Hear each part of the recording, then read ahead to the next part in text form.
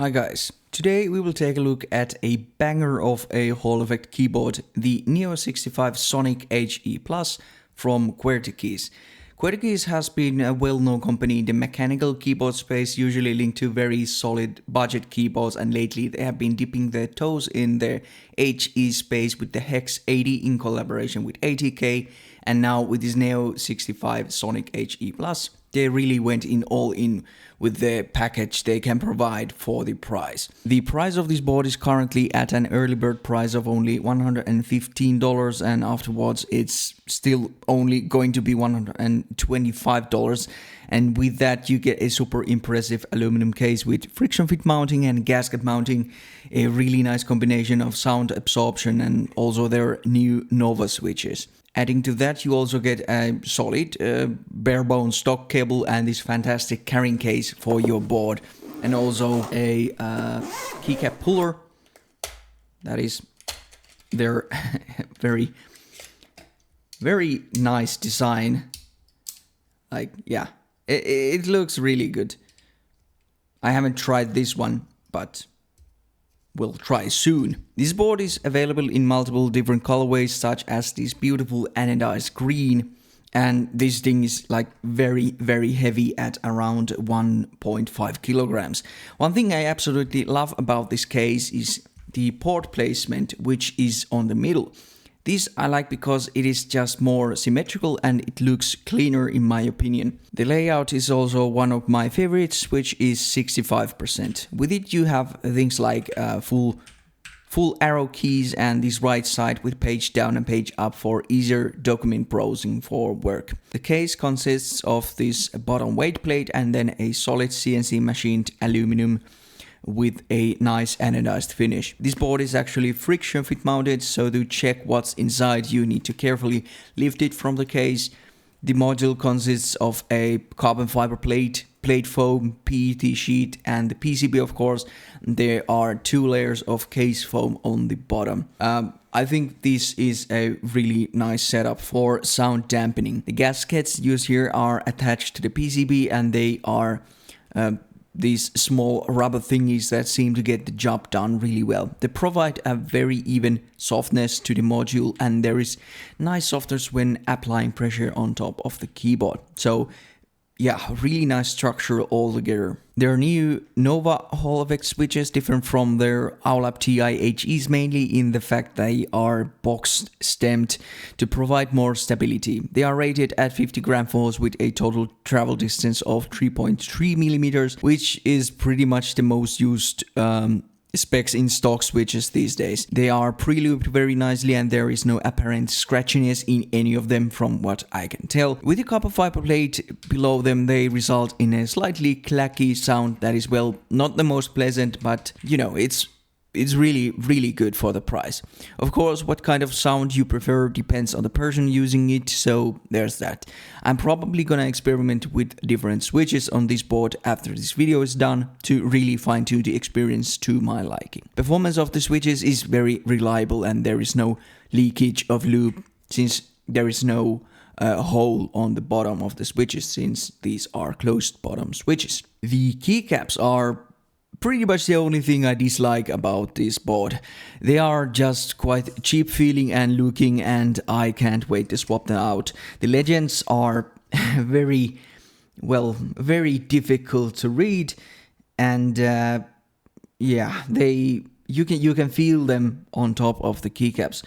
They also look like, yeah, they are really not the best. But for this price I expected them to cut corners in some way, and I'm very glad it's the keycaps.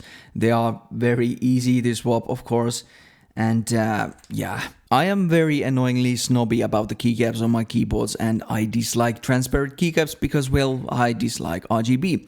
These of course provide you the same gaming experience as other keycaps, and looks are a matter of personal taste. So, you know, you can like them. I don't. But yeah, there's that. These tabs are plate mounted with nice lubing and they are tuned really nicely. There is also this sound dampening silicone on the spacebar rails, or what you call these, on the plate to provide a like less pingy spacebar experience. Yeah, here is a sound test.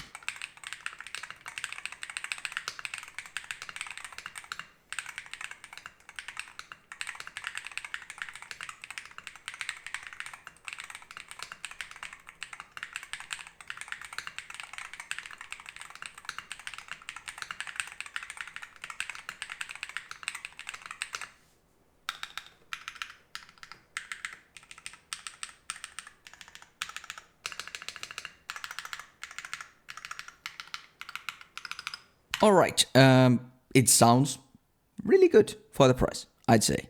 But how about the performance? This is a part I was very impressed with when I tested the latency of this board. Yeah, you heard right. I had the time and energy to, well, search for the rest of the solenoid rig, and I got it working really well.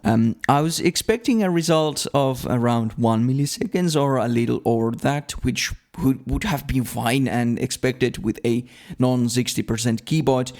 But to my surprise, it clocked a result that was very, very near the Venom 60 HE without the focus mode applied. So with this average of 0.72 milliseconds results, it is beating even the Gateron GT60, and this can be really considered a top tier result. How much this matters in real use is up to debate, but you know, some folks like numbers. These results are averages of 100 samples with my XLED solenoid testing rig with every board set at 0.1 millimeters actuation, and for even lower latency you could lower the actuation distance even more.